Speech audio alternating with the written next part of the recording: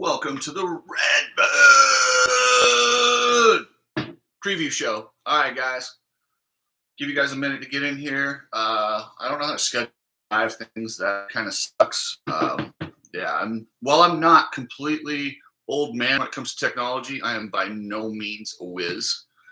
But I'm figuring the shit out for you and getting things going. So give it a second, let everyone figure out where we're at. I just watched practice, and damn, that track at Redbud looks good. I was impressed. I don't know if it's the rain or whatever they did last week.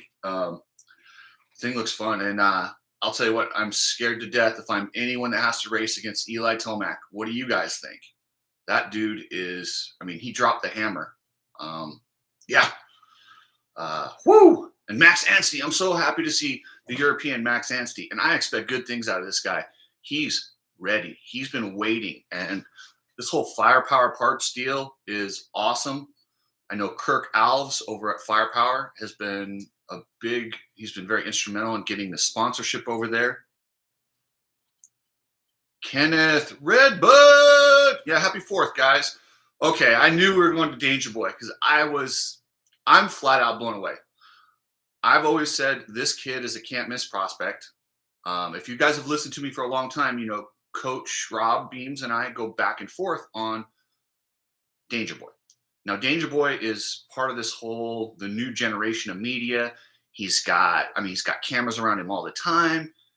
This isn't like he doesn't have to go do this for money. This is something that he's doing for his own desire. And if you guys know his dad, Brian, and I grew up racing with Brian, and I understand the determination that guy has. Like, whatever it is, Brian Deegan will fucking figure it out. And it looks like Hayden, now there's a key part where you make it through puberty and then you kind of got to mature as an adult. But as the on-bike skill with Danger Boy, holy shit. He's good. This is if I'm Jet Lawrence, and you know we've all talked about the generational talent. Guess what, guys? There's one right behind him, and his name is Hayden Deegan. I don't know when you drop the Danger Boy. Do you drop the Danger Boy after puberty, or do you drop the Danger Boy when he's 21, or do we just roll with it until he's like 40? What do you guys think? Okay, let's see. I'm going to get into, let's start with the 450s because they're going first. Okay, so guys, this TV package is atrocious. This is probably the worst TV package I've seen in a very, very long time. It's a joke. So they tell you, and this is, okay, you can't tell me Davey Coombs didn't know this was in the pipeline with MAV TV. Because he talks to those guys, if he'll say he didn't know, but then he encourages everybody on his site and on every other site to go buy the yearly membership to MAV TV. I don't know if they're giving that money back, but come on, man. That's just, it's really disgusting the way that went down. Absolutely pisses me off. So one of a kind. What up? Thank you, my man. Kick ass. I appreciate you guys. Like, this is so much fun for me, especially. I have to tell you guys, the live streams are my favorite because I get you guys. Yeah, I've never been so pissed about a streaming service either. Moto X748. It's a joke. Like it embarrasses me. Like, you can get better coverage on cornhole. And like I said, this all goes. I don't know. No, here's the thing. So I don't know what the 100 people that paid up front. I would be so furious if I did that, and then I have to get my credit card out again to watch today. I guess it's still going to be on MAV TV. They'll probably put it on YouTube, but yeah, and they are always looking for an angle to convince somebody they did nothing wrong. That's Davey Coombs, the Spin Master. Can't tell me he didn't know this is in the pipeline. The whole reason they went MAV only was because NBC supposedly charged them too much, and they thought, well, let's just get rid of that. There's 7 figures on the books in the green. What they didn't understand is Red Bull was pissed. Red Bull wants that coverage on the big channel. That's why they give the big sponsor money. They don't give big sponsor money to be on Podunk MAV TV. They do it because they're on NBC getting huge coverage. And I look for Red Bull to spread that money into the World Supercross Series. And this couldn't be at a worse time when this series is kind of, they're not necessarily under attack because the Supercross is different, but Why would why would any of these manufacturers who what Davey Coombs and MX Sports have presented was you race for publicity, you race for just you know this is how you promote your brands. But then when you give them a platform that fucking sucks, what do you expect? Like if you give them a platform that fucking sucks, they're not going to come to your series. Meanwhile, World is building these teams, getting Eli Tomac's in for the wild card. This is awesome, man. I'm telling you guys, this World is going to up the level of the entire motorcycling generation. Yeah. Let's see. Paid $99 for motocross, motox, and just for them to cancel it, I feel like I hope they give us a refund. Like, I don't understand. So, what up, Holmes? Esther, that's funny. I like that. Okay, that's enough ranting about this stupid streaming service. It's a fucking joke, and it's like they're trying to kill the series on purpose. Like you couldn't have fucked this up any worse.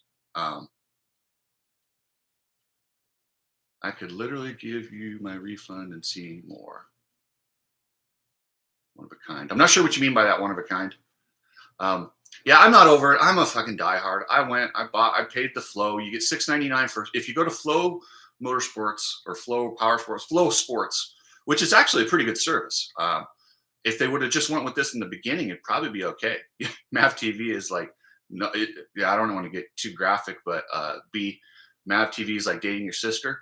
It's a lot worse than that. It's like knocking up your sister. That's what it feels like. You don't get a take back on that one. Holy shit. So,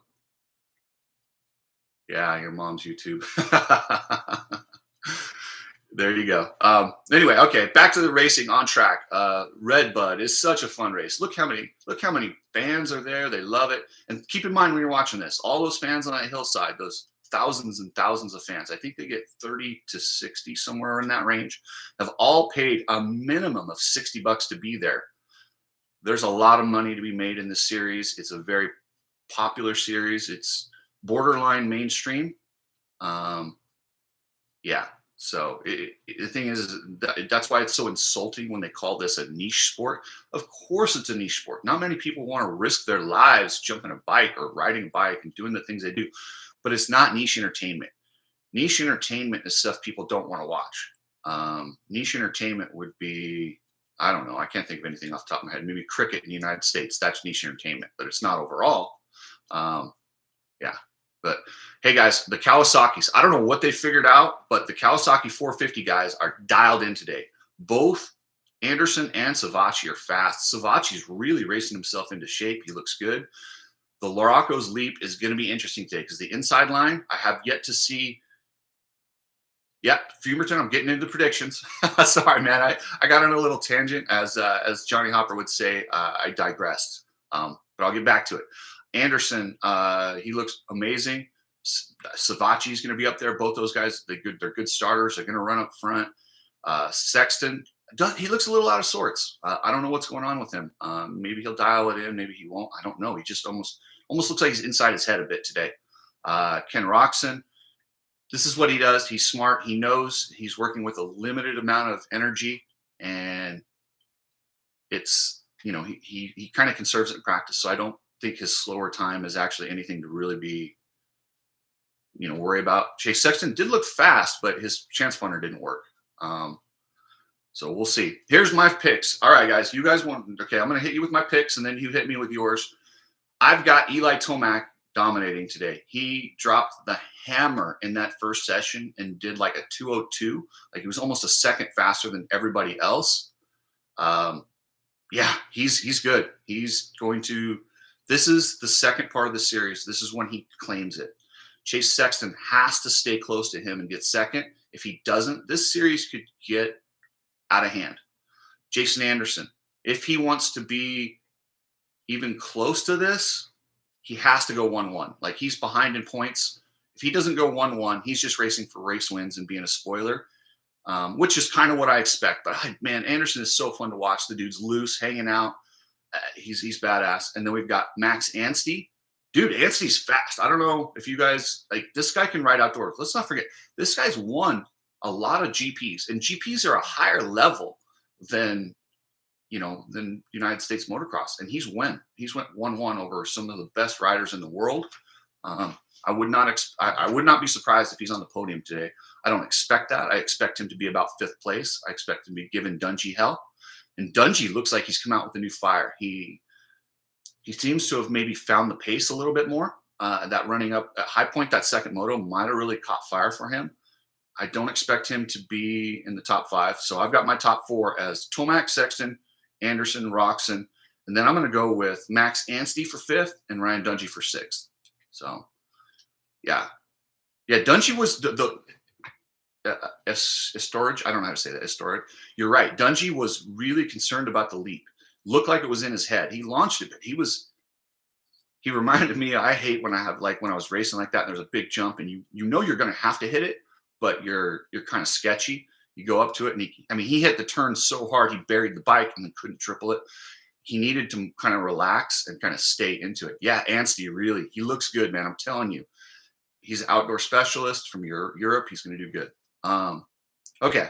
Oh, shout out. My buddy, Eric Grondal, out of retirement, straight in on time. 92 riders tried to qualify in the 450 class. My boy, Eric Grondal, came in at, what was he, like 35th? Fucking A. Good on Eric Grondal. I love it. I like the Grondals, the Grondal family. They're good people.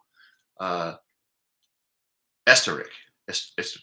Sorry, I'm as bad as Chael Sonnen when it comes to pronouncing names. I blame the concussions, but who knows why. 250s. Jet Lawrence. I'm sorry. There's just no, I don't know how you can go against Jet Lawrence right now. He looks so smooth and so fast. Yeah, he's the man. RJ Hampshire. He's won this race twice. He's so fast here. Let's be real. He could win or he could pile it up, and he might even do both. He might win and pile it up. But I'm going with Jet Lawrence to win. RJ Hampshire to get 2nd, and Joe Schmoda. Joe Schmoda is just on point, dude. He looks badass. He was fastest in the 2nd qualifier. If he can get a start, God, he wants a win so bad. You can just see it, and he's getting more comfortable. He almost kind of lost his confidence in Supercross because of that extra charge and all the incidents, but he's got it back. Hunter Lawrence, also fast, but I just don't see him. If he gets a bad start on this track and with this many guys going fast, it's not going to go well. Levi Kitchen. Oh, man. I'm sorry. You guys know I'm a huge Levi Kitchen fan. I got him in 5th today, but he is good. And I don't know. I've got some texts out. I'm trying to find out what's going on with Justin Cooper. Those times don't match his talent. I don't know if he's sick. I don't know if he's hurt. I don't know if he was relaxing. Watch that one in the first moto. Ryder DiFrancesco making his rookie debut. This kid I've heard about for years and years and years. It's nice to see Ryder D finally making that debut. And I love this rule where amateurs can come out and kind of dip their toe in and then go back to amateurs. Why not? Literally, why not let these guys test out, see where they're at, decide if they want to stay amateur another year, decide if they need more time, if they need a better bike. It just gives them a good idea, a good measuring stick. And it adds to the racing. It adds to the storyline. So I love that amateur rule. And I look for Ryder D. He's going to be consistent. I don't think you're going to see one of those flashes out of him. I expect you're going to see him ride consistent, smart, and maybe, because he wants to stay healthy for Loretta's, finish out his amateurs with some championships. I'm looking for about a 10-10 rider finish, 10-10 for Ryder D. Yeah. And Danger Boy and Ryder D, I would say Danger Boy right now. I mean, Danger Boy to me he's good. Okay, guys, that's a wrap up. So let me just quick rundown, and you guys can hold me to these later on and make fun of me or tell me I did good. But hey, dude, when the series is this close, it's so much fun. I mean, you could throw a blanket over the top 5 in each class and switch them. You could just take and shuffle them, and you're probably going to be as good at predictions. But I've got Tomac, Sexton, Tomac 1, Sexton 2, Anderson 3, Roxon 4, Max Anstey 5th, and Ryan Dungey 6th. That's my 450 top 6. 250s, I've got Jet Lawrence 1, RJ Hampshire 2, Joe Schmoda 3, Hunter Lawrence 4, Levi Kitchen 5, and I think somehow Justin Cooper, he's so good. I think he's going to figure it out, and I think he's going to end up in 6th, in my opinion. And Ryder D, like I said, rookie alert, going 10-10. I love it. So, all right, guys, I'm gonna start running through these comments here and see if I got any questions. I got Ryder D, Moto X748. Do this one more, Jose Melio. What do you mean, like more live streams? Oh, Swole. Okay, Swole. That was weird. They changed his shock. I don't know if something was leaning on it or what, but it's not good when your bike's smoking in practice. And that poor guy. Listen, I love Jalek Swole. We have a weird relationship where I used him as an example when he came out as a rookie because they pushed Alex Martin off a team and didn't have that. And I said, why would you push a guy like Alex Martin off when you've got a guy like Jalek Swole who has not proven anything? And at the time, Alex Martin had just got second. Hey, Scott, man, have fun at your wedding. Take it easy, my man. You got my picks. You never did post yours. Come on, man. Don't be scared. Post those picks. Let's see what you got. Let's see who's right, who's wrong. But yeah, what was that? I digressed there. But Scott had to go to his wedding. Yeah, Swole. No, I love the guy. He's fighting through injury. He didn't like me because I said he didn't necessarily deserve the ride. It's not that I didn't want him to have the ride. Oh, good. Yeah. Okay. Yeah. I actually I'm not good at reading, but I appreciate it. Joey. Yeah. I'm my college teachers, and I'll tell you guys a fun story. When I got to college, so I was your typical motocross kid, and so I was planning on being a pro. I didn't give a shit about school. School didn't matter to me. I did just enough to get by. I mean, I did literally. I was damn near illiterate when I got out of high school. I went to college, showed up, made it through my first 2 years at community college. I get to ASU, doing my business school, and I get to a class, and I get a paper back from one of my teachers, and I think he wrote more red on my paper than I had actually anywhere. I mean, he wrote more than my paper in red, and he pulled me aside and said, "Chris, in this day of email stuff, you're on like a third grade level." I'm like, and now I have no idea how I snuck through there. But then I went to the writing center and I learned how to write, and I got up to a college level. But that's why I worry a lot about these amateurs coming up so young, is they do not prioritize stuff like that. And in this world right now, like, you need to know that stuff. Yeah, public education. I damn near slid through with being illiterate. I wasn't illiterate, but I was close. I made it all the way to my sophomore year in college before I actually got called out and caught it. And that's what my teacher says. Listen, in this day of emails and everything else, yeah.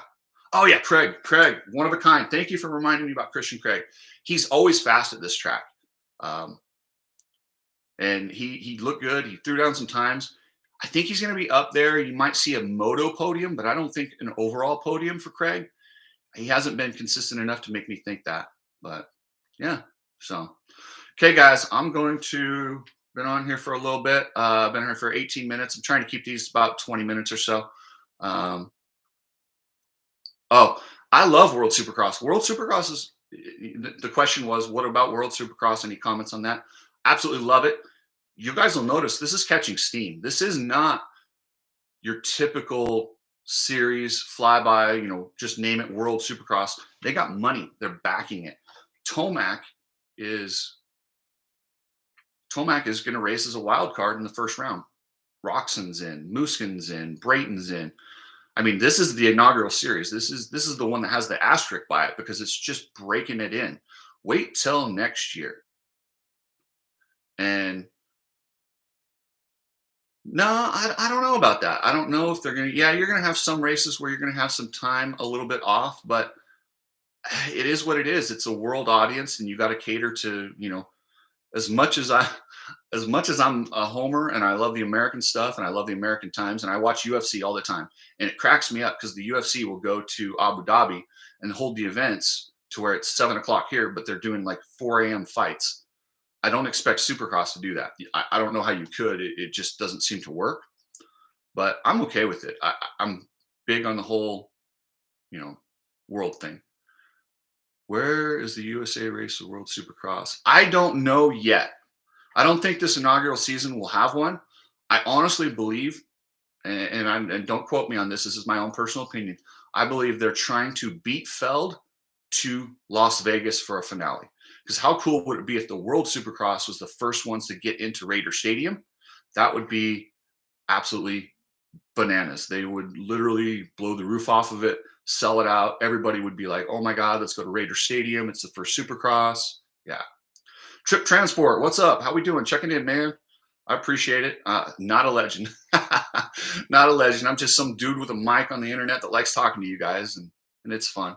Um, yeah, I hope that's the case. So, all right, guys, one last shout out for questions, and then I'm gonna bounce. I'm gonna go get a quick workout in before I sit down and watch these motos on my Flow Motorsports app. Which, God, I hope I don't switch again. Like this is a joke, but yes, I'm a diehard and yeah. So anyway, another AMA race coming to Florida. I don't think you're getting an outdoor national. Uh, it, Davey Coombs says it's too hot and the tracks can't draw enough. I'm not really sure. I doubt that. Hey, Bermuda, I love it, dude. I want to go guest house at Bermuda. So Fada 707. If you got a guest house, I want to come stream from your place, dude. Woo! Um, make racer safety. Yeah. See, I think that the Supercross series has done a really good job. If you guys watched my video the other day, you know Brian Moreau is suing. Um, he's suing the Feld over mishandling of how he got. You know, how bad do I want to slap Hopper? Just kidding. Tell him to stop. It's like you know what? Sometimes I'm not gonna lie. I do want to smack Hopper sometimes, but I love that guy. He's like my brother. Um, if like I can mess with him, but if anyone else messed with Hopper, like I would be the first one to jump in and just tackle them. Like I got his back 1,000%. So yeah, Florida is too hot and humid, but I want to. As I get older, I think I kind of like the heat. I like to be in the humidity, and it's good for me. I want to live there, and I just think it'd be nice. Yeah, we'll see. We'll see what goes. I got to get. We're just about to hit 10,000 on the subscribers, and I fucking love you guys for that. Thank you so much. Um, yeah, and Brian Moreau. Okay, back to the Brian Moreau story. Sorry, I keep reading your guys' comments, and I get digressed. So, but Brian Moreau, they literally dragged this kid off the track. He's got a broken neck, didn't stabilize it, put him on the mule, bounced him around. And when you're talking millimeters of, if they had stabilized that thing on the track, there's a good chance he's still racing and he's perfectly fine. There's lots of guys who've had broken backs and came back. Be gone. Thank you for the subscription. I love it. And if you want to see when I do videos, just tag that little, what's that, notification? Or not. I don't want to bother you. But I appreciate all you guys. I really do. And I know you guys, and I look at the stats. You guys watch for a long time, and that means a lot to me. It really does. It makes me want to try harder, do better, get you guys better content. I got my knee fixed. I got my knee replaced. I'm healing like Wolverine. I can't believe I didn't do this 5 years ago. So I'll be able to get around, and I'm going to try to get to some of these races and, get you guys some more information. But, back to Moreau. Yeah, I hope that this actually just increases. I hope that it increases safety. I don't want to see him devastate Feld to where the point where it hurts the series. I want to see them take this and I would love to see him get a little spending cash because I think they got some money to drop. I mean, they spend millions on the Monster Cup. They spend millions on giving it to fans. Give Brian Moreau a couple million. Bring him in as a safety advisor. Give him a purpose. Give him somebody who's been directly affected by this. Let him become the rider safety guy. Like they need that so bad, and let him I understand it's hard to get these medics and stuff. And for the most part, Alpine Star does an amazing job.